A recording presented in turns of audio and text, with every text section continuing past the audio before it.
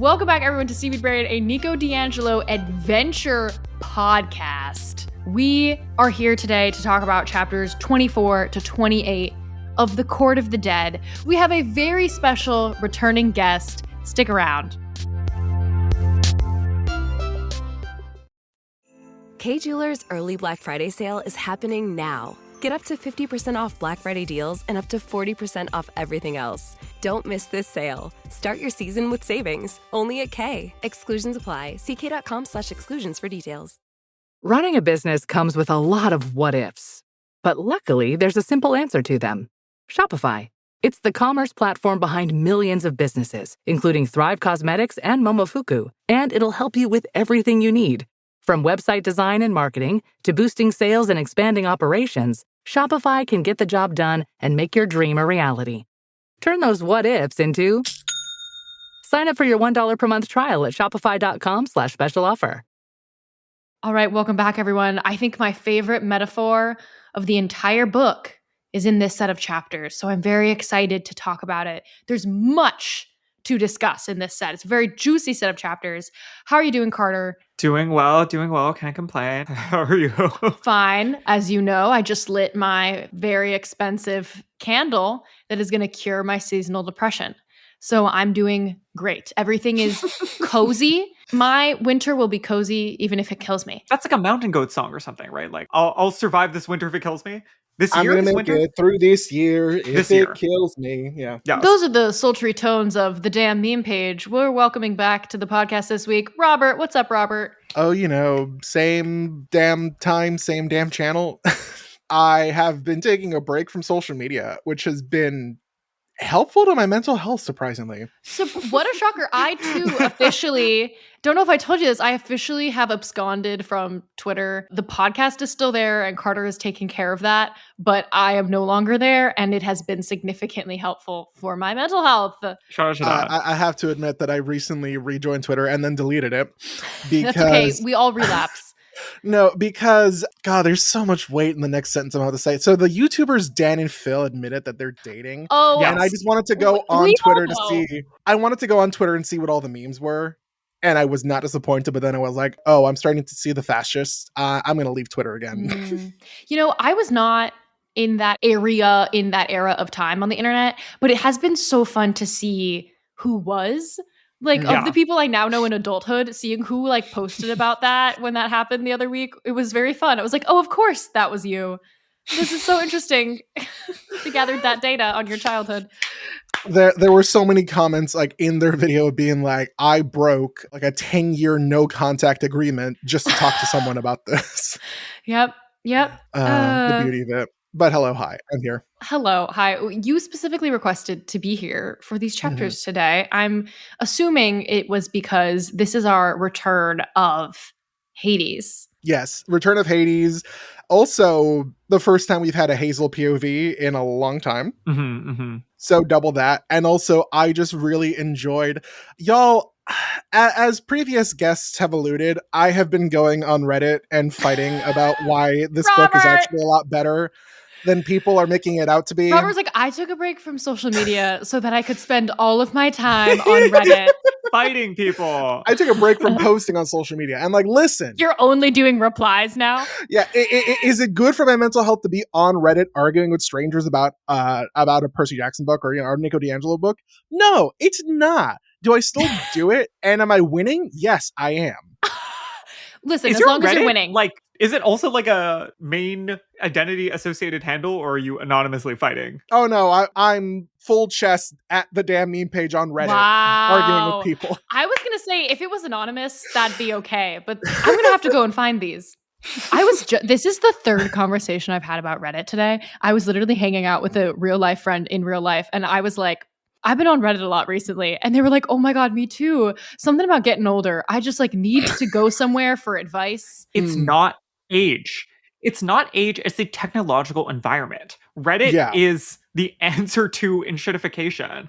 Wow. LLM creep. It's one of the few platforms where it's still relatively likely that whoever you're interacting with is a human person and not a bot, because the bot incentives don't really work the same way on Reddit. There's no Twitter adjacent way to have your bot turn into a cash farm for you on Reddit.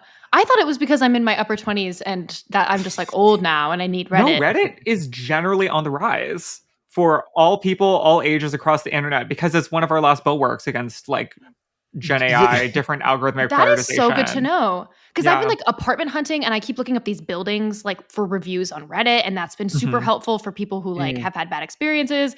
I like will not buy a hair care product without reading like 18 Reddit posts about it first. Yeah. I'm really passionate about wide toe boxes in my shoes, and I follow like a lot of barefoot running, you know, and I don't post anything. I don't have an account, but I'm frequenting as an observer. That's the beauty of Reddit. You don't need an account for the knowledge. It is the modern day Library of Alexandria. I made an anonymous handle to try to flame a health insurance provider, and they did not let me. So let's wake that up. Reddit, whoever runs the Reddit page for my university, you messed up, and you need to let me go hard on these providers because I know what I'm talking about. Yeah, you do. Anyway, this has been a long tangent with which to say, welcome back, Robert. From your crusades on Reddit. And today you can convince people verbally why this book is good. I'm not going to ask you about Nico and the Sun and the Star because frankly, I already know. You liked it. Carter, where did we last leave off? I believe we last left off at the titular court of the dead as Hazel maybe dies, but also gives us a strong signal that something else is afoot and that what we're seeing isn't always the truth. Nico, don't believe it. Yes. Yeah. Nico, don't believe it. I do like that's how chapter 24 starts, because it's sort of like ringing in Nico's memory in his ears, being like, don't remember it, or don't believe it, don't believe it. And it's like, what am I not supposed to believe? Yeah. Yes. Before we get to some parental reunions, we have to go through big Nico trauma time, because obviously the idea of losing Hazel is going to be triggering for this poor boy's PTSD who already lost his other big sister. Remember, the whole reason why Hazel is here right now is because Nico lost Bianca and went to go and get Hazel. So the idea of losing Hazel is absolutely mind-bogglingly devastating. He shadow travels him and Will back to outside of the Caldecott tunnel. So they're back out of the Court of the Dead, back to Camp Jupiter. Will forces him to eat, and then he passes out. And he has a nightmare. Oh. Yes. Very vivid guilt dreams. Quote, his sisters shared one voice and one fate. He had failed them both. God, I thought we were over the trauma. Like, honestly. No, this is literally, I was going to say, this is the most Sun and the Star section of this book. I agree. Yeah. Amorphous nightmares. We're deep in the trauma, amorphous nightmares, people just kind of voicing your deepest, darkest secrets and fears to you because it's you who's weird. And then specifically also the flashback, which it's been a couple of years. For those who don't remember the Sun and the Stars, seeing that black lined section on the outside of the book, that is all just a flashback. Like that book was heavily leaning on we're recreating events that we know were horrible that happened from Nico's POV. And this time we're actually getting a fresh one that is, I feel like, not necessarily traumatizing. We're having a Nico moment recalling his childhood in Washington, D.C., sort of right before their mom gets killed by Zeus. I mostly found this interesting because the way that Bianca's characterized here to me is maybe different. Like, I think a lot more evocative than what we've gotten about her previously. I think it's very, let me say, after I read this, I was like, yeah, that's the Hunter of Artemis. Yeah. I think we know what is being meant there. Should we read the quote briefly? It's not that long. She was reading her well-worn copy of Anne of Green Gables for the millionth time. As usual, she wore wide-legged trousers and a polo shirt, the way she preferred to dress whenever she was out of school. Her feet were bare, of course. Yeah, it's giving not constrained by gender roles or and narrow toe boxes. Commune with nature. Yeah. One could say Hunter of Artemis core. Why do you think it is that we haven't known that? Like, this whole time, I haven't really... We know that she had sort of like a hat and a floppy piece of hair. But I think that's kind of been the extent of her characterization, maybe. Yeah. Mature and tired and stressed. Yeah. Whereas this gives more of a full person, someone who exists outside of the context of being a sister. Do you think it's just that Percy doesn't know how to describe clothing? We're thinking of an in-universe reason why we've never heard more about her before. Yeah, I'm trying to just piece together why this feels so fresh and different, and why I'm seeing her, I think, fully and completely, and I have like a story for her that extends beyond the universe for the first time. Unfortunately, I'm going to say, I think we spoke about this either last week or the week before. It's because in this book, I feel that Percy is not a member of the community. I think that he would not have picked up on these things. Percy doesn't know the signs. He just sees a piece of hair in her eyes and doesn't. He didn't want to be a half-blood, okay? Right. Okay. Yeah. Nico, though, God, isn't he grateful? Yeah. No matter what, to be a half-blood. And observant. Yeah. One of like the biggest complaints people have about this book is like, oh my God, everyone's like out of character, mischaracterization. I'm like, what? Yeah, it's a huge thing that people are complaining about, especially like from the first few chapters. Like, oh, Will booped Mr. D on the nose and got away with like that kind of crap. They're like, that's so out of character. And it's like, no, that's just how this character interacts with these other characters that aren't Percy Jackson after several years of growth and character development. That's the word you're looking for. The dream culminates with this fascinating image of a myth and magic figurine inside of the basket that Nico's mom pricks her finger on, and the figurine is of Hazel. Hazel, in her final moments, we're using air quotes here, final moments, just previously in the Court of the Dead, sword out. Should we speculate about what this means? I think there's so many interesting resonances. One being literally like a figure in a game, right? Like we're the pawns of Perithous, pawns of the gods, but also because at the beginning of the dream, Nico's like, in his childhood perspective, what would it be like if all of these things were real? And so he's, processing as he's sleeping the fact that he used to, as a kid, want to be a part of this world, and now he is a part of this world, and it's almost like Jumanji. Like, well, the stakes are now also a part of your world. Consequences, yeah. Is this the favorite metaphor of the entire book for you? No. Or is it the jacket? Is it the jacket? Wow, spoiler.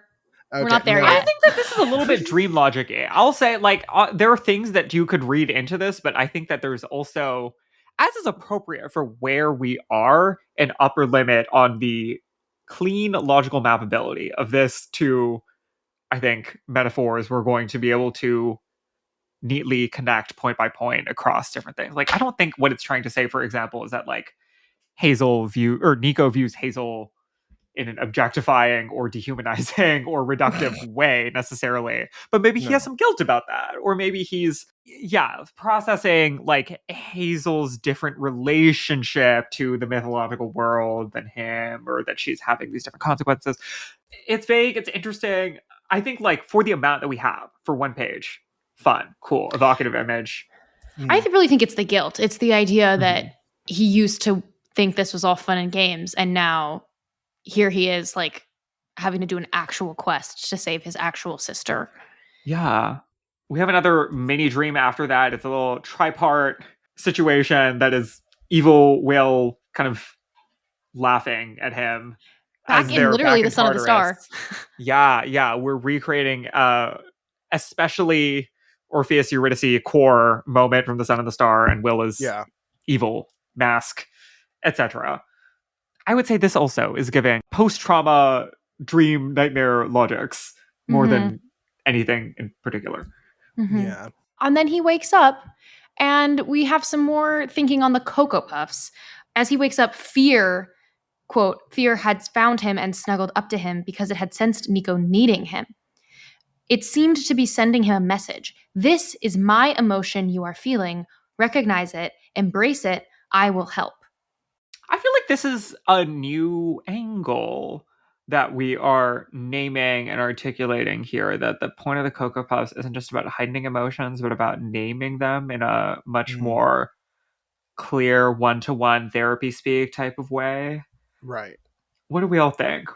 I think that once again that this book is worth the hardcover price, because the idea of like personifying my emotions as cute little things I have to take care of, so helpful for me. I don't remember what my opinion was when the Puffs were originally made, but reading through this book and reading how the Puffs genuinely do help Nico, and how it's a very, maybe a little heavy-handed, but a very straightforward metaphor about like, hey, taking care of yourself means taking care of all of you. And having like all of you take care of yourself really like I know a lot of people who need that kind of message these days. Yeah. I feel like I mentioned this when we talked about this on the start, but a thing I had to do when I was in therapy for post-traumatic stress was identify like my younger self as like someone who I cared about. Like almost like a separate being from me, like similar to the Cocoa Puffs that like I had empathy for in a way that like I can't conceptualize like having empathy for myself. And I was reminded of that a lot with this, like that the Cocoa Puff, even though it is Nico, he is having a conversation with something else that is also himself. This feels like a communication between the two of them that I feel like is new. Yeah.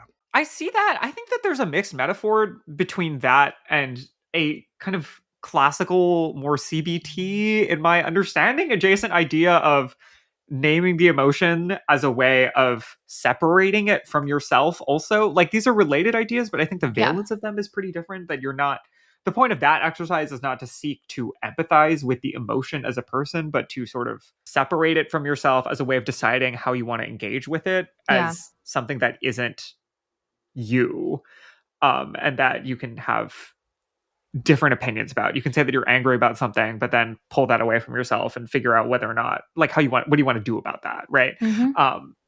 Which seems like, I feel like that is also kind of part of this metaphor, but the way that he reacts to them is maybe not that clean of a mirror between those ideas. Well, I also feel like there's an interesting, especially for this set of chapters in which we're going to start talking about parent-child relationship, and Nico has described the Cocoa Puffs as his children. And this almost felt like a maturation of the Puffs in his parent-child relationship just before we're about to get them like fully separating from him and being used as weapons. It's almost like this is their like adolescent, like you can see me as a person phase before I go off to war. And you have to like release me, you know, to the greater world. That is true. We are definitely shifting into that metaphor in this section. Yeah. Right. Okay. Part one of the metaphor is that Nico's jacket is indeed gashed. His famous frickin' aviator leather jacket iconic. with the fur on the collar. You know it from the cosplays. It has been slashed. And Nico says it seemed like a bad omen. Because truly, up until this moment, never has happened before. No. That jacket might as well be like his magic item. I mean, he has his silver skull ring, but like this is his thing. And what an excellent way to communicate the raising of the stakes. You know? Yes. There's that way to look at it, but when I first read this, one of the thoughts that immediately came to me is that like his aviator jacket is essentially his armor. And that's something that he's worn into most of, if not all, the battles he's been a part of throughout the books. And this being the first time that his armor has been damaged and has been breached is because like the enemy has now taken something, at least as far as he knows, the enemy has taken something from him that can never be like replaced. Like as far as he knows, he lost Hazel, he lost his sister. And the fact that is it's not a one-to-one correlation. I mean, it is and it isn't, but like the fact that these two events coincide of losing Hazel and having a chink in the armor. No, for sure. It's a more personal violation. Yeah. I also want to take this moment to say, how great is it that it's Hazel who gets taken in this book and not Will? You know, I just want to shout out prioritizing the sibling relationship as the one of great stakes. Yeah. That's a good point. This could have been a book about getting your boyfriend back, and it isn't. That's a good point. Yeah. Yeah. I mean, I wouldn't mind the alternate universe where it's like Dark Nico being like, "Where's Will?" or whatever. Like, I would have minded. I wouldn't have liked it as much. I wouldn't have liked it as much, but I would have read it been like, yeah, this is where we're going. They haven't been dating long enough for that. They've been dating for like a year plus at this point. That's not long enough.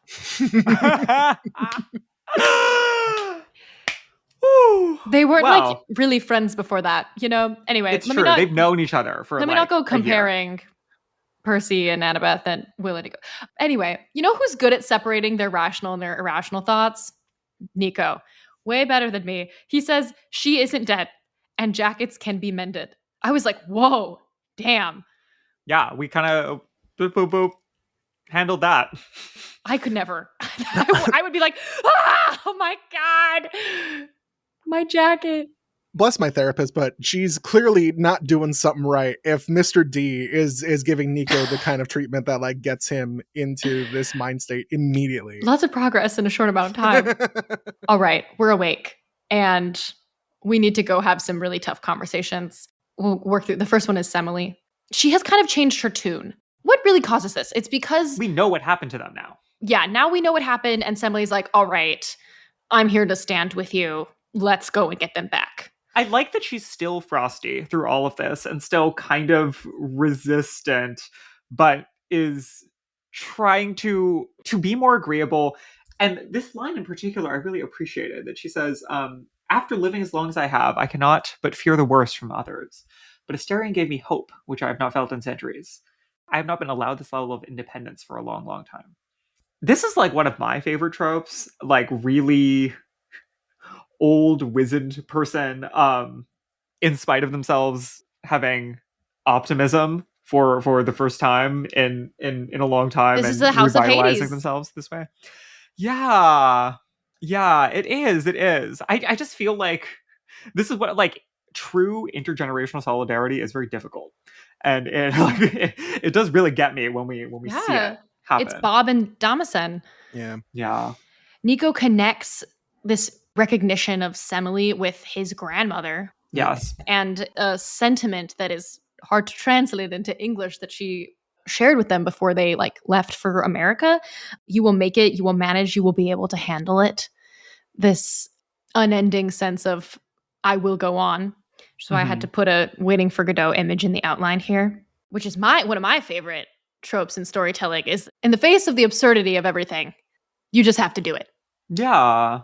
I'm a very big fan of the saying, the horrors go on, but so must I. Yes, it is the same. Listen, Beckett, that's exactly what Samuel Beckett meant. Yeah.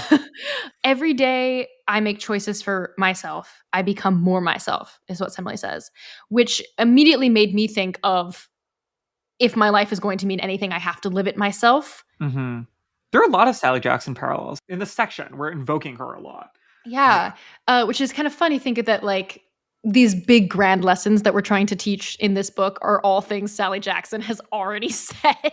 Yeah. Because she's the queen. In Semele's case, the context is a little bit different, though, because we're also kind of getting some pieces of lore reveal about her. The huge caveat here is that she doesn't totally know herself what her own backstory is, because mechanics lore is apparently that Eidolons, in a way that might make sense to you, lose part of themselves whenever they are in possession of someone else. Their identity is sort of blending out in order to be another person. So she literally doesn't remember things like what her name was when she was immortal, who her relatives were. She just has this sense that she was royalty, that she pissed off Zeus somehow by being too proud or asking for too much or something, and it ruined her son's life. Very juicy. Like, any for more that thoughts, to be Carter? all she can remember, I like did something horrible, and my son. Any more predictions? Off Zeus. I mean, that's giving us a pretty tight constraint, but and Zeus specifically. I don't suppose she's Dionysus's mom. I can't remember what her name was. I don't know. Anyway, she's somebody, but like that's part of what she's describing in this process of learning to be more herself by making her own choices, is that she's re-individuating herself and stepping away from this like toxic practice that she was forced to do and for which she was vilified. I highlighted a bunch of this dialogue in reference to her being trapped by Gaia, to be literally trapped inside of other people's bodies and like stepping into their shoes all the time and losing herself, and wondering how this ties into our theme of traps, but also empathy, because it sort of circles both. Because I don't want to think that being too empathetic is like a trap, I kind of just want to ignore that. But I did also feel like there is something to the fact that she is trapped in other people. Do you know what I'm saying? Right. Yeah, I think so. Her imprisonment is being in other people's shoes. Yeah. And that does not cleanly layer onto what we're trying to say about traps and empathy in this book. Like, I don't want to say empathy is a trap, but I think it's interesting that it kind of circles both of those things. There's like a growing body of, I want to say, clinical psychology literature around this, that there are like sort of like productive and unproductive, or like adaptive and non-adaptive ways to experience empathy that that there are like forms of compassion that are useful, but that like literally trying to internalize the experiences of other people is often not serving you or serving anybody else as far as what's practically happening. And that's maybe a way of trying to reconcile these ideas, that like we're trying to understand what other people go through and have compassion for them, but also understanding that it's okay to recognize that those feelings and experiences are distinct and that you shouldn't try to feel them and also won't be able to feel them. Maybe. I also feel like it's they can both be true. She's coming back in control of herself. She is making her own choices, being in coalition willingly. I think it flows. It checks out. Right. With the broader story. Sure. Thanks for that. Now we have to talk to Frank, unfortunately. Also Will. This is where we get Cocoa Puff Strike Force plan. It's Will who pitches this, and I'll read just a little bit of it. Quote, "My idea is wearable Cocoa Puffs," page 262. "They've helped us see through the mist. They seem to heighten our senses, right? So why not train the Mythics and a few other Legionnaires to use them without getting overwhelmed? We could use every advantage we can get." Then Frank says, "I just hate this feeling. I trust my bow, my sword, even my ability to turn into a mountain lion. But trusting Keiko demons that none of us understand when Hazel could be..." Let me just say that yes, of course, Frank is not willing to trust his emotions and rely on the Cocoa. Like, of course not. Mm-hmm. He probably thinks therapy is a hoax. Yeah, Frank, as we've seen throughout the books, is a man's man. He's gonna solve everything by, being the biggest and the baddest and the strongest, dealing with your emotions. With yeah, who does that? I'm very curious. Do people on Reddit have anything to say about Frank's characterization in this book, or are we all in agreement that this makes sense? Yeah, I mean, no, this makes sense. You and I agree this makes sense. I have not seen a whole lot of discussion about Frank specifically. Bam, on everyone agrees. Everyone knows. Okay, this is obviously not to take Frank's side. I do are we not though, however, a little ambivalent about the militarization of the Cocoa Puffs? Oh, I see what you're saying. This is literally not Frank's perspective. He's concerned about other things. He's, if anything, more military. He's from the right, I'm from the left. I'm saying Cocoa Puffs should get to sit at home in peace and not become weapons. But Will is just putting on his Uncle Sam costume. I want you to join the fight against the Court of the Dead. Yeah, I mean, again, I understand how these things work, but I think maybe they're not weapons though, so much as they are goggles. Yeah, but I do understand that they are being put into the Roman industrial military complex now. Unfortunately. I feel like I could have used a phone call from Piper here, about emotional intelligence in combat. I know that it makes sense for Will to pitch this. There's not enough time to have a whole secondary conversation, but Piper is the one who figured out how to use her powers as a child of Aphrodite to speak truth to power in a combat situation. So it'd be interesting if they had called Piper and been like, "This is what the Cocoa Puffs can do. We think we need to use them, but we don't know how." And I feel like she would have also had maybe connected these dots. Can I speculate at this point, and it'll maybe come up later in this, that there's maybe a maximum number of characters from the main series that we are supposed to or allowed to, or that we're imposing some sort of limit on the number of characters in the main series that we're bringing into these books? Because this does feel like a Piper moment, and there's going to be a moment around here where Tyson is mentioned, and he just doesn't show up, and I found it's not even a critique. I'm literally just confused about why he didn't deliver the stuff that he made himself. As well. Yes, I don't know. I don't think that there's some actual contractual issue. I feel like maybe it was just an editing thing, that they didn't want to have. They didn't want that many characters. Yeah. Did they slowing the pace down and whatnot? The one of the best things the book did, for example, was being oh, Percy and Annabeth, they're 10 minutes down the road, but we're leaving them alone so they can study. And that's just how we get rid of Annabeth that one. I 100% once you bring them into the book, we're completely off track. Yeah. Tyson did confuse me a little bit because I don't think we'd be off track in the same way. I think he could show up, deliver something, and have one paragraph of being "Hi, I'm nice. Good luck. Hi, I'm Tyson. My bookstore." But even less so, I know we've had this conversation a couple times, but it would have made so much sense for Tyson and Ella to be a part of the conversation between the it also would have made sense for and them the just be mythics. like a big part of the book. But anyway. Yeah, I don't know. I think that's a question is burning on my mind to ask Stephanie, Mark, or Rick. The last thing that comes out of this conversation that I wanted to shout out is that the cell phones do not work. We remember at the last second that Hazel had a Tessera.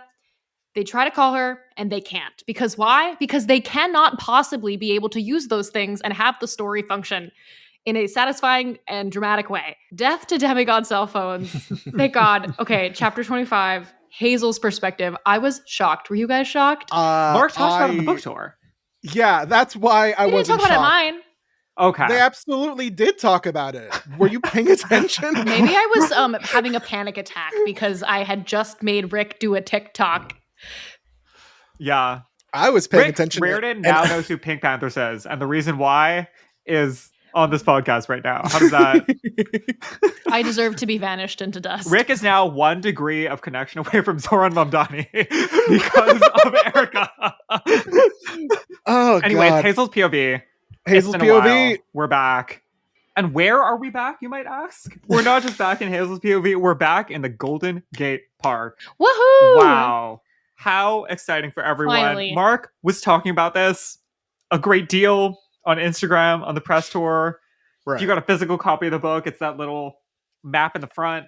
Map in the front and map in the back, too. Yes. And we're specifically just outside of the Cal Academy of Arts and Sciences, or California Sciences. Academy of Sciences. Yeah. There's other museums around there. There's a Cal Academy of Sciences on one side with aquarium and albino alligator and such. Yeah. There's also an art museum. There's a tea garden. If you've ever been, or Google now a picture of what this section of the park looks like, because it does fully look like the fields of Asphodel. Like that's a... They ate with that one. There are a lot of like dead looking, vaguely Mediterranean looking trees in kind of like a sunken middle area between these beautiful different museums in the middle of the park, sort of set aside from everything else. I put a picture of Carter and I 13 months ago on the roof of the California Academy of Sciences with the fields of Asphodel in between, in the distance. You can see if you're a Patreon subscriber who sees our outlines. I put a lot of photos. The mist is making it so that mortals cannot see, as we're here trapped in this little area with Asterion, with the other mythics, reunited with our crew, and also a bunch of other mythics. And Hazel can't shadow travel, so we're like super, super trapped. These two mortals named Stephanie and Mark, which was very cute, walk by and commentate so that we know that the mortals can't see what's going on. They see that the park is under construction.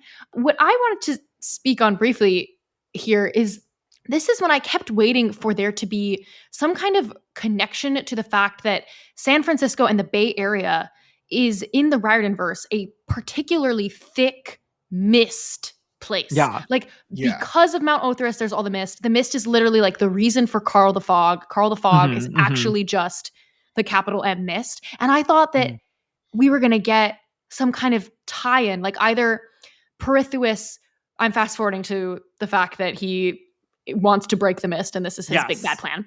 That's the villain goal. Villain goal is break the mist, and he is breaking the mist by gathering all of these mythics in one place, and is gonna basically like get all of it in one place, and so that it malfunctions and whatnot. Yeah. If anything, what you're describing, I think, is a plot hole. That San Francisco is maybe the worst place to try to break the mist because it's so thick, and so they just didn't mention it. But isn't he trying to break it by making it thicker? So it would make sense that he was choosing San Francisco because it's the thickest here. The mechanics of breaking the mist are a little bit unclear. His plan is basically to have so much to put such a strain on the mist, to demand so much of it, that it can't hold anymore and that regular mortals can see through it. But whether that means that the mist is being extra thick or it's extra thin or...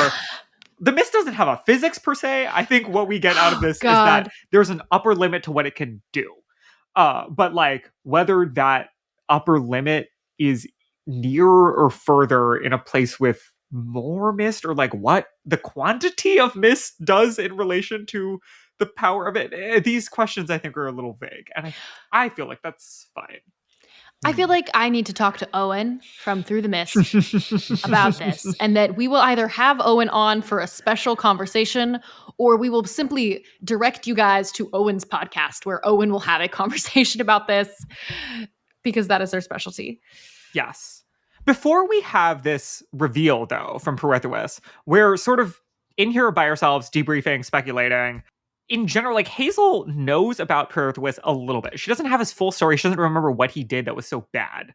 But she remembers seeing him in the underworld, stuck to a rock. And this is maybe around the time where some of you who were up in your Theseus readings that might have rung a bell for you, like guy stuck to a rock in the underworld. There's the story of these two guys being best buds and deciding at some point that they're going to get new wives. Theseus was going to get Helen of Troy, which he did by kidnapping her as a child, and not even in a Greek ancient problematic way that everyone was doing, but in a way where people at the time, by the standards of the time, were like, whoa, she's too young. That's not so good. And he was like, don't worry, I'm waiting. I'm just getting ahead of it. But we all know that in 2 to 3 years, when she is adult or whatever, we're just going to be married. It was problematic at the time. It's problematic now. It should have been problematic at the time, regardless of what they thought at that point. Yeah. Theseus does not get whacked enough in general. His whole biography is not excellent. But he had this best friend who in tandem was like, I'm going to go kidnap Persephone to be my wife. They were the pact between the two of them was like, we're gonna help each other get a daughter of Zeus each to get as a second wife. And so Pirithous picked somebody who was like, obviously it was never gonna happen for him. She's a goddess, she's in the underworld, she's married. So they go down there, they get stuck to this rock forever, and then Hercules shows up, yanks Theseus off the rock, leaving his butt behind on the rock in many versions of the story. This is one of those, like, you know, like, why are there clouds stories? Like, this is apparently in some versions the reason why Athenians have no butt. That, like, the Athenian butt is left behind on the rock in the underworld from when Hercules ripped Theseus up off the rock. I think this is really funny. Like, imagine if you're from a place where there's like a myth about why you all have no butt. Like, that's horrifying. Wow. Just, like, do more squats. Like, I was like, gonna say, I've been doing Pilates a lot, like 3 times a week for the last year, so I can't relate to this. Call us all not Athenians, but if I could relate to this, this would be my excuse too. This is a great story. Call us all not Athenians. This is like the trauma that defines not just Athenians, but Pirithous. The mist isn't the only thing that's thick out here. Sorry. Pirithous is stuck there. Hercules is about to yank him off too, and Hades says, no. Hades, the Fates, whoever, are like, he's stuck there forever. Except we find out later not. He gets released early on good behavior by Hades. That's not part of the myth. That's retro. That probably happened in the 90s or whatever. But anyway, explanatory comment, that's the backstory. I feel like we have enough information now that some people might have been able to enter and be like, okay, that's not a name that I know, but these are the hallmarks of a story that people know because it's about Theseus, who is famous, unlike Pirithous. This also, like, the one other main explanatory comment thing I want to insert here is that Pirithous was lauded. That the outcome of the story, even though he was punished, was that he was seen as a good person who we think was cool. In the same way that we thought that about Theseus, who kidnapped a child, or about Hercules, who killed his wife and killed another woman he wanted to marry, and all of that. That this is part of that genealogy of problematic hero stories, that people were on board with it, actually. Anyway. That all happens. In the meantime, we think that I don't know how much everybody else thought this. I really was assuming, as the way it's set up by this part of the book, that the theme of the rest of the book is like Yellow Jackets. That we're all going to just eat each other, and that the point of this is to prove something about the base underlying nature of monstrosity that shall reveal itself when we are stripped down to our base forms or whatever. That's a great way to look at it. The way I looked at this, like this entire scenario, and it's incredible because not incredible because of what the scenario I'm about to describe is that Mark and Rick essentially had the outline ready for this book while they were touring for the first book. Yeah. So they already had this idea set in stone, but I could not help but like think about how this is like a perfect allegory for Palestine, Sudan, Congo, like all the countries currently that are undergoing like genocide and extreme inhumane conditions of like their ice camps in the United States of America. Also, yes, where it is literally it's clear as day. Everyone could see it, quote unquote, but the magic, like media, whatever, is just like blinding everyone, and they're just all walking past, walking their dogs, having a good day. And it's just like, it's amazing how they had this idea before things started getting like super duper bad all over the world, and arguably they've always been bad. No, but there's specific things that have occurred since this. Since then. Yeah. I had the same, I put the same thing in the outline for our last chapter today, that there is some incredible writing about Prometheus from Hades' perspective that I cannot believe happened before this most recent election cycle. Like that is absolutely... I mean, it happened after some previous election cycles. Though. I know, that's what I'm saying. Like, that's what we're saying. Like, it has been bad, but still, like, Mark and Rick commented on this at the book tour that, like, they can't believe that things have gotten even more particularly on the nose in this book in the past 2 years. Yeah. So with all of those things as caveats, we have, one other small note, a new Pokemon game just came out, and the way that Pokemon game works is kind of what they describe here, where there is sort of like a locked away section within a city that is full of organisms that are not human, and you just kind of pop in there and you interact with them. And like at this point, like even though we have this sort of Yellow Jackets, Lord of the Flies setup, everyone's being more or less chill. I found this kind of like a soothing, maybe even Animal Crossing is the right analogy of just like at the time, everyone's just kind of like vibing, even though we're trapped in this horrible resource poor encampment together. And we're just getting these long kind of pastoral descriptions of like the way that different types of mythics are vibing out. Isn't that like a common complaint against Lord of the Flies? Like I even remember having this complaint when I read it in high school. Like realistically, I don't think this would happen. I think people are more generous and cooperative. That being said, that was my opinion in like 2013 or whatever. It's been a while. So maybe my opinion slightly changed. Yeah. I think that is generally the way people respond to Lord of the Flies. Either, this is right or this is wrong, and there's not a sociology article underlying their assumptions about what would happen. But quickly, we have to establish the lore of this, which is that this is a dodecahedron situation. There was a reason why we saw those earlier. Hazel's running her hand against the wall and trying to figure out what the angles are and such, and that's how we conclude what is going on, which is almost certainly going to be how we get let out of this. We're getting the technology pieces in play, but as we're figuring that out, it's time for Prometheus to show up and do his "I'm visiting my prisoners" evil monologue situation. At one point in this monologue, he even says, "I am a villain." Yeah. Lots of fabulous villain monologue italics as well. Yeah. My favorite was, "Have you seen the state of the underworld since the doors of death opened? It's chaos." Yeah. Let's discuss a little bit. Headline is that he's trying to break the mist. Yeah.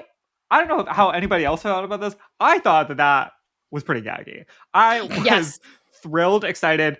It's obviously like, as it always is in this type of world building, when you give a villain a cool idea, to be able to finish a story in one book, you also have to make them come to that cool idea for like a whack, conservative, like evidentiarily unfounded, egomaniacal set of logics and paths. But the idea that breaking the mist would be good for the world, do we think that's right?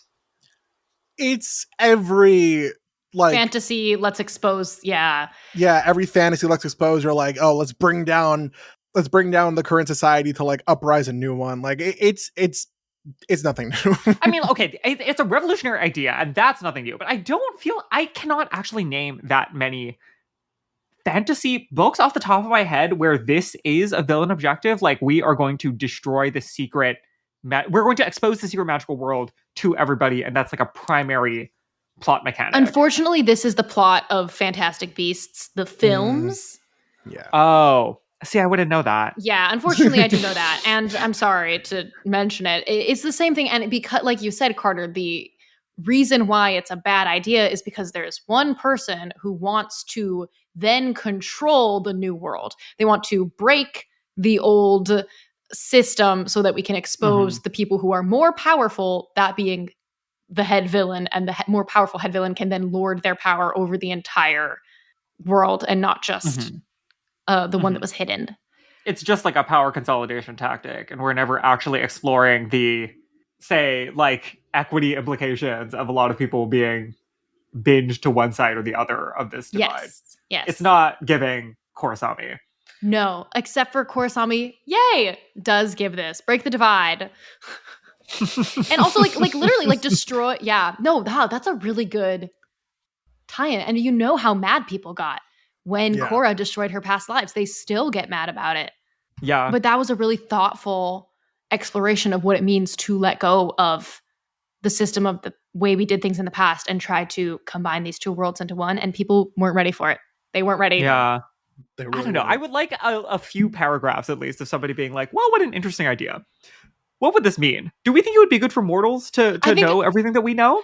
Asterion we just don't even get there. Ariel having like a tea party conversation about that inside of the dodecahedron would have slapped. That would have been so fun, right? Them being like, well, like one person, like, I feel like we could imagine Ariel in that conversation being like, these mortals are weak, they're bigots, they're not ready, they're going to come for us. And then Asterion being like, no, actually, it is the foundation of justice that we all see the truth. And right? I think that would be a fun, like a one page. Yeah.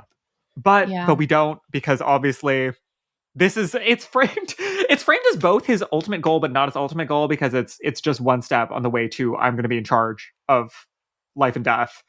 And the reason why is because I'm an egomaniac.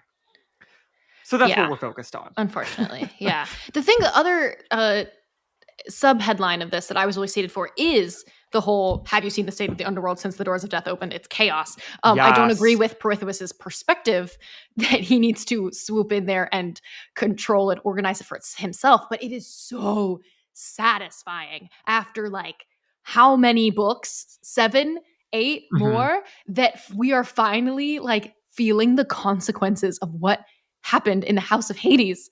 It is magnificent to me to have to face the consequences of something that was that big that I've been waiting to hear about. Yes. The consequences, I mean, like, obviously consequences having multiple parts. I feel like this is part of the way that big change happens. That, like, consequence A, rising action, is like Asterion, the mythics. We have choice, we have freedom, and that there's always going to be conservative backlash to this. And this is like the language of conservative backlash. Specifically, chaos as a talking point is very much the kind of thing that you will hear from Nepo babies trying to take over large American political projects in, say, New York and San Francisco, among other places, where like the argument is just like, no one's in control anymore, and you should fear that. And the correct response to that is a conservative political dynasty that will yank us back towards something that we were doing a few years or decades ago. Put the world to rights. Things weren't shifting that much. Yeah. And the right answer to chaos is reversion instead of thinking about what order should look like. I'm having fun with Perithous, though.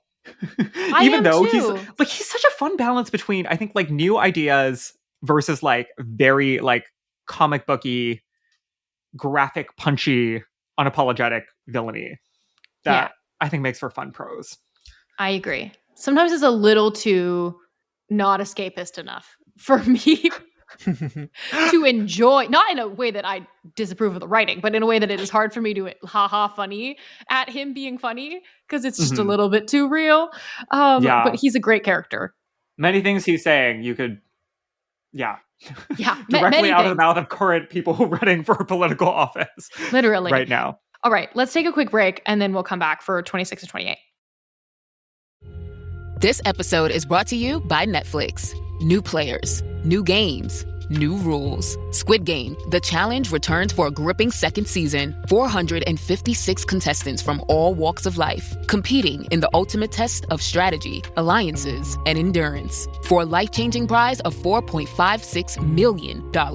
With stakes this high, why make friends when you can make millions? Catch up on the latest episodes, now playing only on Netflix. This podcast is brought to you by Carvana. Carvana lets you buy your next car on your terms. Explore a massive inventory online, filter for what matters, and find your perfect match. Then choose delivery to your home or pick it up at one of Carvana's iconic car vending machines. Every car also comes with a 7-day money-back guarantee, so you can make sure it's the right fit. Buy your car on Carvana. Delivery or pickup fees may apply. Limitations and exclusions may apply. See our 7-day return policy at Carvana.com. Carvana. Okay, we're back in Nico's perspective. It's time to militarize the Cocoa Puffs. This is where Tyson is invoked but does not arrive. He creates the harnesses with which we are going to put the soldier puffs to carry them into battle. Yes. This is where we are also getting into people voicing the two sort of dominant Cocoa Puff allegories at this point. One being they are children growing up, individuating, and the other being they are ways of externalizing and naming emotion so you can see more clearly what's going on and stop misleading yourself about what's going on. And that's not just coming from Nico, but also from Savannah, who also is, has been going on her own journey. She has this whole thing about I've been using the mist against myself as a way of trying to connect that metaphor very explicitly. Yes. I'm going to read this quote from 287. I miss my parents so much. Ever since I've come to camp, I've been doing everything I could to ignore that feeling. But when I'm holding this puff, I can't run from the truth. I see my feelings so clearly, and that makes everything easier to accept. It's sort of like, I don't know, like when I'm denying my feelings, I'm using the mist against myself, and the puff doesn't let me do that. That probably doesn't make any sense. Very interesting way of combining self-delusion with the capital M mist to make the puffs work as goggles. Yeah. There is also a short, I don't know how to describe this. I feel like it's kind of out of, it makes sense in the flow of the story, but also like is basically just like an insert of Nico and Savannah having this grief catch-up session in which he floats this analogy of a TV in the other room as a way of understanding grief, that it's a sound that's always present in your life, but that its salience and I think it's Nico who volume says that. Changes. Yeah, Nico introduces this as a way of trying to help her understand how grief matures and changes over time. Yeah. And also he says, lately I've been noticing the same thing. The puffs showing me positive memories associated with their emotions. And I guess that makes sense. Grief is remembering the awful and the magical sometimes all at once. It's giving the ending of Inside Out when Joy realizes that you do need sadness to like look through memories. Like you need the lens of sadness to look through memories sometimes to like really derive joy and to arrive like, oh, those were fun times that would no longer happen, but I still enjoyed that they did. Yeah. It's sort of the same message. Yeah. Yeah. I do agree that's almost like a little bit of a interlude amidst the rising action that is not like 100% on like the main theme of the book, but I do think it makes sense because Hazel is gone, and we're also trying to see through this book what it means for Nico to be an elder demigod and to use his experiences to help the younger kids and his experience with grief. Like this is absolutely the way that he would be connecting with these kids and like what he has to offer for them. And it's beautiful writing. Yeah. All right, chapter 27. Back in Hazel's perspective, back in the park. This chapter is mostly them trying to figure out a way out. Yes. She's thinking about the mist. She says, now that she'd become more attuned to the mist's currents, she could sense them moving swifter and stronger around their prison, accumulating like scar tissue, trying to cover a wound. That probably wasn't a good sign. This is also where we get a lot of this kind of gentle world building of who else is there and how they're interacting. And in particular, this is where we get that moment that Rick has sort of been teasing, where there are, quote, self-identified monsters that like not everyone wants to call themselves a mythic. I don't have that much more to say about this. I think this is lovely. Did an alarm clock just go off? Because it's getting real woke in here. It just feels so Rick to constantly have this way of saying like I'm still listening. Like like that what matters the most to me in language is thinking about how people want language to be used for themselves. Yes. Which we love. Like these moments, like they mean a lot. They're a little funny for us to be like, haha, woke. We say as 3 people. Wow, yeah. 3 people. So true. You're looking like that little dog right now, Robert. Wine glass. I was just trying to like. It's just not right. It's just not right. Not the homophobic dog. No, because I was trying to segue into like this is fine. It's a little fun to make fun of whatever, as opposed to like the Trials of Apollo's book, where Apollo will stop the story for a second and be like, "Hey, did you know that it's okay to be gay?" and winks at the camera. This, I think, is literally perfect. It's so subtle, and it's such a generalizable attitude too. It's not him preaching on a specific thing and saying like, this is something for you to act on didactically. It's like a general good piece of advice that it's polite to let other people lead the way in telling you how they identify and move through the world. Light touch, lovely. There's another great line from Asterion here, reminding us that even though Pruithwis has this interesting idea about breaking the mist, that the ruling class does not know how we live. Pruithwis has no idea how much a gallon of milk costs. He says he has aptly named his court, Ariel. It is a court of the dead. Their hearts no longer beat like ours. These judges have no real recollection of what it was like to be alive in this world and how hard it is. That being said, once again, I don't think that the gods do either, which is why it's hard for me to also stomach the next chapter. Yes. Yeah. Interesting. Cosine. Luke, where are you at? Has Luke reincarnated yet? I don't know. I mean, if he did, he'd be like a 2-year-old baby. Yeah, that's fair. An angry 2-year-old baby who knows that there is some chicanery happening here. If I had a nickel for every time I heard the word chicanery today, I'd have like $1. What is happening? What? I've never heard that word before. Can we get a brief definition? Yeah, I was about to be like, ooh, that's one of those words where you're a little bit worried about the etymology, you know? Chicanery, the use of trickery to achieve a political, financial, or legal purpose. Carter's non-problematic etymology other than French, which is inherently problematic, but, not beyond that. Great. We love it. Anyway, so we're in here, we're building our coalitions, we're talking to different folks hanging around, feeling antsy. And then, who does Hazel come across but Will's Magnus mom? Chase's mom. Just kidding. It's Will's mom, but they're the same person to me. Yeah. Well, here's a key difference, is that Will's mom is alive. Well, yes, that's true. Okay, Robert. That is, her name is Naomi. That's a joke only you can make. I did not immediately clock her. I don't think, or maybe I did. Wait, clocker? When they said that she was wearing her Austin City Limits t-shirt, I was like, okay. Like, how soon into the description of this character where you're like, that's Will's mom? As if, like before the point where she says, I'm Will's mom. Because like she says her name, which we've heard before. We know her Will's mom's name is Naomi. We know that she's a musician. She drops the name of like, I'm doing a concert at Fillmore. Character description of being like blonde hippie woman.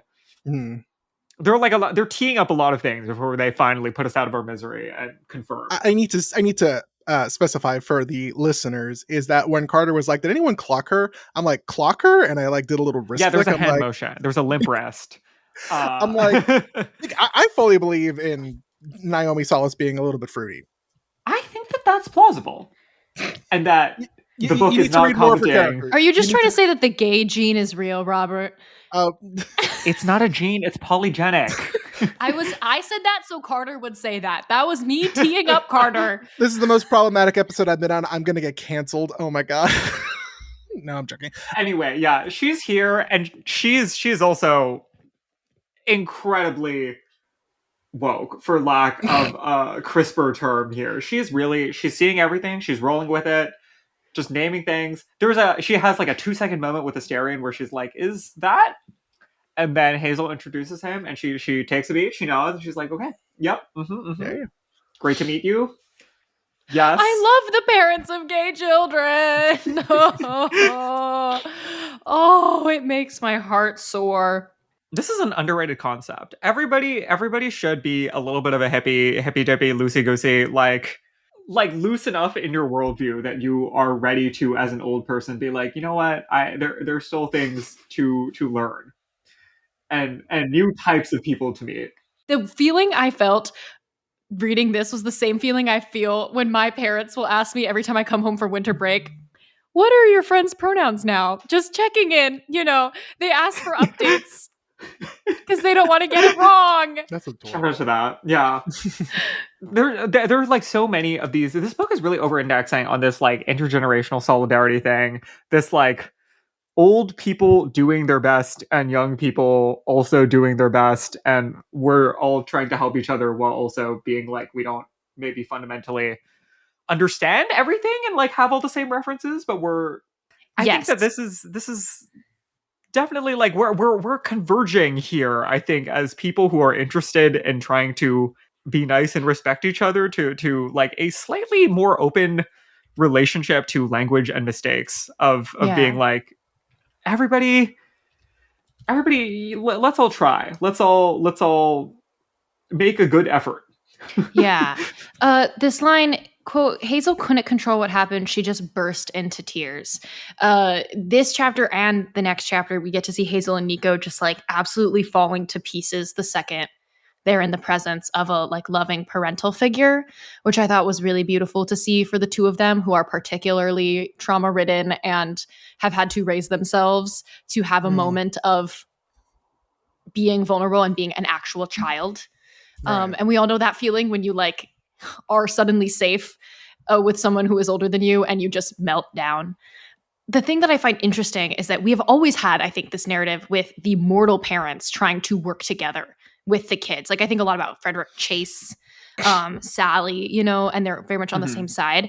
I think that this Hades chapter that we're going to get into now, chapter 28, is, I don't know if it's just because I'm old now. And when I first read these books, I was young and I had a very different perspective on the gods, or if it is truly this post Percy Jackson TV universe where we have a very different idea about the theme of parenting and who the gods are to their kids. I genuinely can't tell. It really could just be that I'm old now and I am more empathetic towards the gods and reading them as parents who are doing their best, or it is this ripple effect of what Dan and John have really punched up in the TV show, which is the idea of a family. I am going to go with option 2. Right. Personally. Great. And it's of course difficult to know the counterfactual because we are old now and there's no way to probe counterfactual our brains 5 to 15 years ago. But I think we've definitely altered the way that these characters are being written. It also is going from Percy's perspective to a multitude of other perspectives. Yes. Yeah. For me, it's secret third option. I'm a sad being with a dead dad who just likes little fluffy chapters about good like parents. No, I think that's part of the getting old thing. Oh, I really, God. you know, you're right. You're so I do. right. Like, I think that's a component of it for sure. Shout out to Rick and Mark, who I asked them a question about, there's a line in Son of the Star that I really liked that helped me during my grieving process. And I was like, who wrote it? And they're like, dude, we wrote that book like 4 years ago. We have no idea. Oh, well, it meant a lot to me. And then Mark was like, oh, then I wrote it. Oh, yes. Let's discuss. In order to #ask for help, which is very important, Nico sacrifices his jacket, his torn jacket. Let's track that metaphor. He's taking off his armor. And not only is it ripped, he is now giving it up. He is fully laying himself open to bear, completely vulnerable in this moment of asking his dad for help, which is really like makes me emotional to think about, because this is not a man who has always treated his son the best. He maybe has one of the closest relationships with a demigod child that we know of, aside from like Athena. Hours accumulated. It seems like probably max. Yeah. Yeah, but this is still not like who I would consider to be a safe figure in his life. And he's going to be vulnerable because he needs help. And that's also, I want to say what Carter was saying about like acknowledging that there will be mistakes and there needs to be like grace in your parent-child relationship. Like this coming to his dad is very like, I'm going to choose to trust you.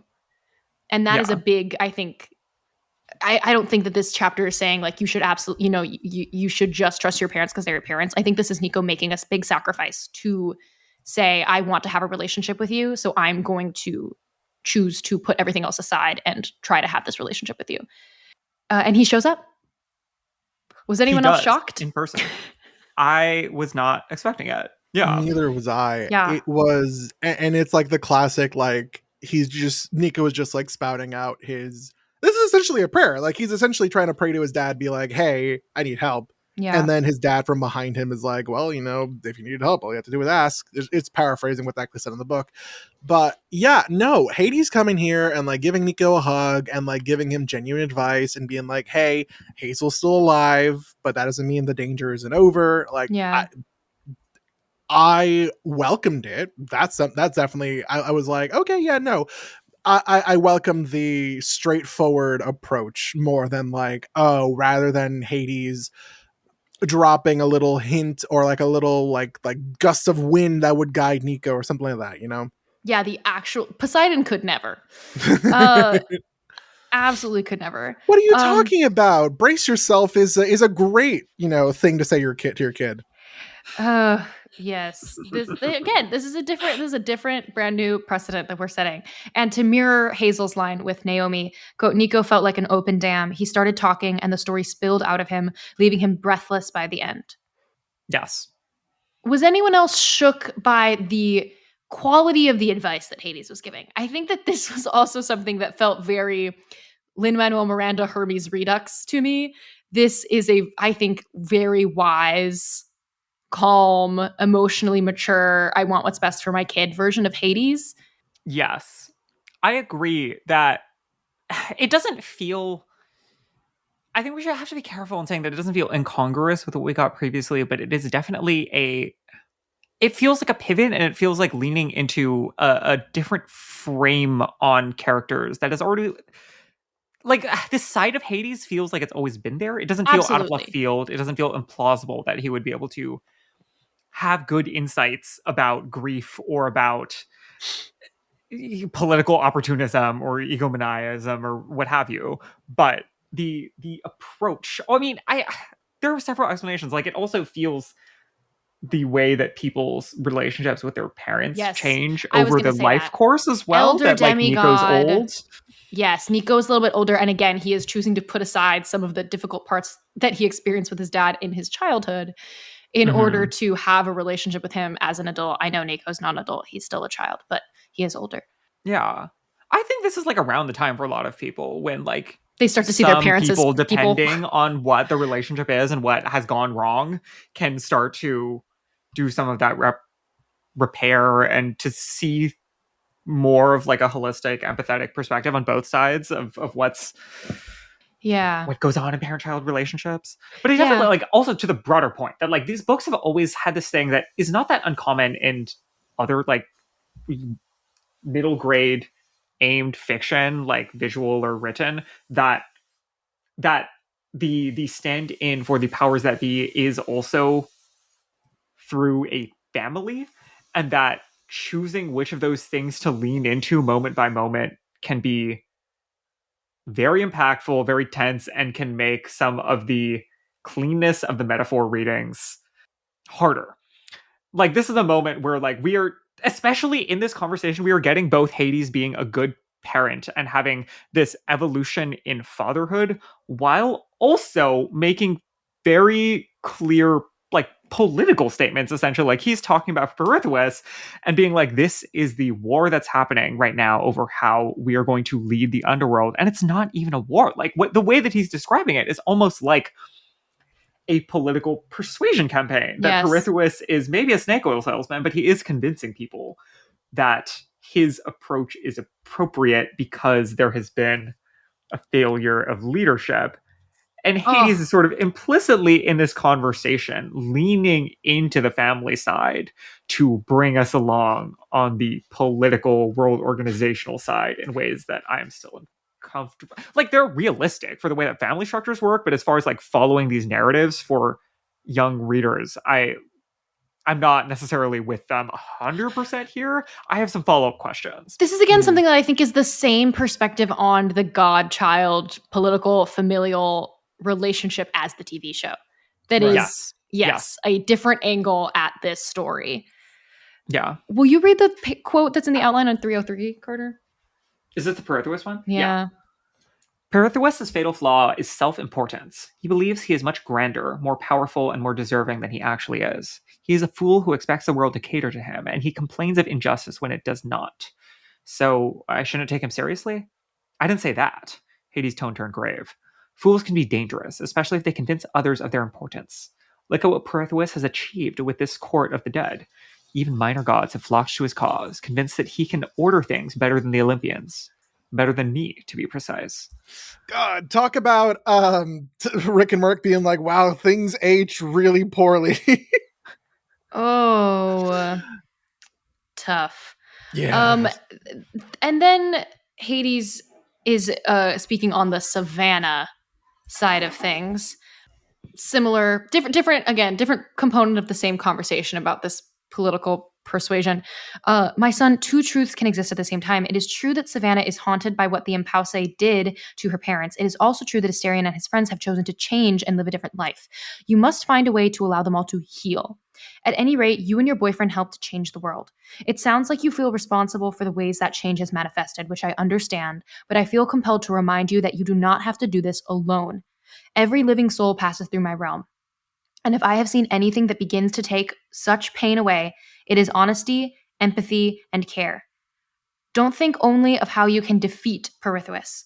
Think of how you and your friends can help repair the damage that he has done. And repair, this word, I think, is very important to us. It then is repeated in my favorite metaphor of this section of the book, which is that Hades then picks up Nico's jacket, which is slashed and now been sacrificed to him. And instead of taking it for himself, quote, he picked up the jacket and discovered there was no longer a gash down on one of the sleeves. It had been mended as good as new. So Hades repairs Nico's jacket because we must repair the relationship. It is not a book about defeat or quest or fight, even though we're going to have that at the end of the book. It is a book about repairing and mending and healing ourselves as a community in the face of this horrible fool. I think you may be right. This may be the best metaphor in the book. It got me very good. Yeah. I like it a lot, which, with the caveat that my concern is, as we discussed earlier, that the strength of the parental story here is making it difficult for the Pirithous story to be clean and legible necessarily. That I don't know. Or I would say that argument about demagoguery is difficult to understand when compared against, because it's not an argument about rule of law, because Hades is also saying that he should just kind of do whatever he wants as well, but he's fairer. I don't know. That's what I'm saying. It's hard to follow that argument. It's that it's the strength of the parent-child relationship that is making it hard for us to question Hades as a leader.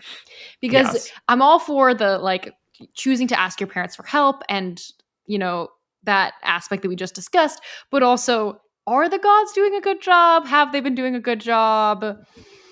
Hades are we also maybe settling for the moderate option? The elected mayor of the underworld. He's the king of the underworld. And you know what? It's okay that in this middle grade book that is based on Greek mythology that the metaphor isn't 100% clean. I think that if we want to enjoy things, we have to say the metaphor isn't 100% clean. And that's okay. That's okay. It is okay. And that's okay. However, still can't wait for the next revolutionary who doesn't want to take all the power from themselves. Maybe what's going to happen is that when we fight Jesus / climate change, the gods will be willing to step down. And maybe we elect someone to be in charge. And that person is Annabeth. Honestly, you had your one opportunity meeting Rick to be like, hey, can you have your characters all band together to fight Jesus? And you didn't I wasn't going to do that, and I never will. Anyway, you know what? I think it's time to meet our white boyfriend's mom. Yes. Anything else? I feel like we covered it. Yeah, this has been a long episode. Thank you, everyone, for sticking with us. There's a lot going on in this set of chapters. Robert, If you wanted to add a Cocoa Puff to the canon, what would that Cocoa Puff's name be? I want to break the mold. Like, yeah, all the Cocoa Puffs are depression TM vibes of like, you know, fear and sadness and like pain and whatever. I want to introduce a Cocoa Puff of laughter, because there are so many moments of laughter in your life, good and bad, that I think help make up your life and who you are as a person. Oh, the Giggle Puff. The Giggle Puff. Oh, that's much better. Yeah. That's good. I also want to shout out TJ's answer, because we ran out of time to ask him last week, and he said anxiety puff. Just straight up anxious puff. Two very different vibes going on. Yes. Well, you know, we can't have the laughter without the anxiety. 100%. Is that where we're going with this? Yeah. I think that's what we decided. All right. Thank you, everyone, for joining us. Next week, we'll see you there. Bye. Bye-bye.